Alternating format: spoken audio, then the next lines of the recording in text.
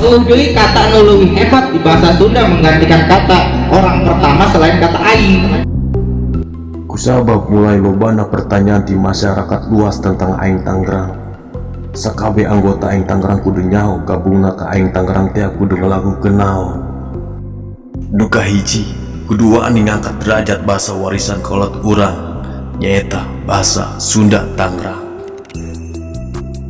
Mun katimu jeung sama urang Sunda Tangerang wajib pakai bahasa Sunda Tangerang.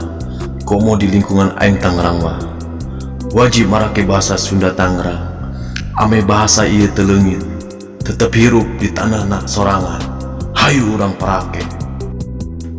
Mun kamari berpuluh-puluh tahun bahasa Sunda Tangerang dicapna kasar, rendah, jeung teu sesuai aturan ku jelema di luar Sunda Tangerang. Mulai ti kuare, urang kudu bisa mere nyaho mun Sunda Tangerang teh emang kieu. Hayu wani kendiri jeung ngeunakeun bahasa Sunda dipake ku urang bere nyaho mun di Tangerang mah nyebutkeun sangat atau banget, pakena jasa, singkong pakena dangdeur, ayam pakena kotok, jeung loba kene anu jadi ciri khas keunikan Sunda Tangerang. Urang emang jelema biasa, tapi lain jelema leutik.